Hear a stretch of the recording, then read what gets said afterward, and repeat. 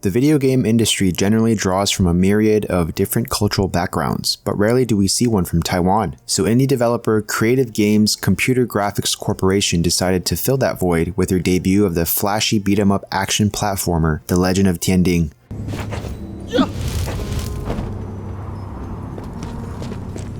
The game takes us back to the early 1900s when Taiwan was ceded to the Japanese from the Qing dynasty by the Treaty of Shimonoseki in 1895. Liao Tianding, the titular protagonist, is often deemed the Robin Hood of Taiwan, stealing from the corrupt and fighting for the oppressed. In this depiction of the legendary unsung hero, Tianding helps the villagers of Taipei fight against the ruthless Japanese police force while discovering an ancient vault filled with treasures and secrets. The visual fidelity is expressive and exquisite. Colorful manhwa-style panels are utilized in cutscenes that make you feel like you're reading a fresh release of a Chinese comic book. Voice acting is done in Taiwanese and heard in vital cutscenes, while most text is presented through manhwa-style panels or text bubbles. Each area you visit is visually distinct, with different color palettes and architectural structures. There are a few localization issues with misspelled English words and incorrect grammar, but it was mostly fluid. Traditional musical instruments can also be heard in the backdrop and on the streets of Taipei.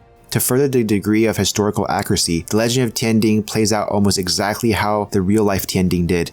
Themes of political inequality and betrayal are alluded to, as initially antagonistic characters might not be so, and vice versa. Combat in The Legend of Tianding is equal parts fast-paced and exciting as it is smooth and responsive. In short, it's exceptionally well done and really fun. For a beat-em-up, there's no shortage of combos to string and execute on your enemies. While fighting might seem like just swinging your default knife repeatedly, it demands the accompaniment of an arsenal of skills to carry out in tandem. Enemies consist of corrupt Taiwanese thugs and Japanese military officers. There's a surprising amount of depth to combat, as the developer implemented a unique mechanic that allows you to disarm and steal the enemy's weapon for a limited time use. These obtainable weapons include katanas and police batons to rifles and rocket launchers. As you progress throughout the story, you also learn new special kung fu moves that you can perform at the cost of stamina.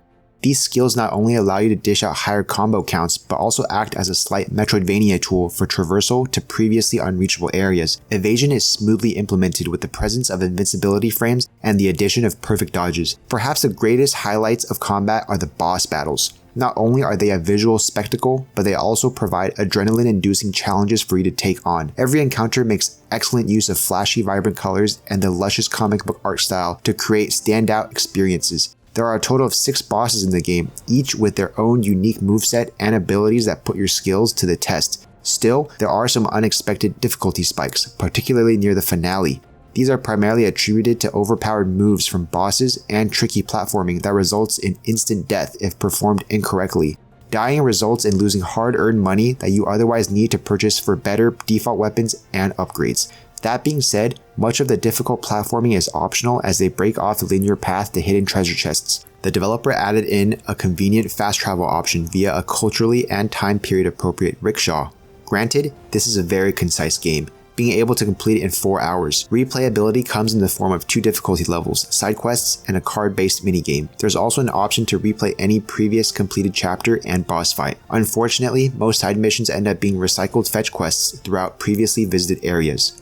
Aside from its highly brief playtime and minor use of fetch quests, The Legend of Tianding is an excellent beat-em-up action platformer that touches upon a cultural figure that has been mostly forgotten. The polished and fleshed out combat, along with the brilliant art design and Taiwanese voice-acted dialogue, makes this a thrilling historical adventure with a strong foundation for what can be an anthology of forgotten ethnic heroes. Noisy Pixel is giving The Legend of Tianding an 8 out of 10. Thanks for watching. Please read the full review at noisypixel.net. Noisy Pixel is run by a group of gamers who work hard to deliver news, reviews, previews, and more. Please subscribe to keep up with all our future content.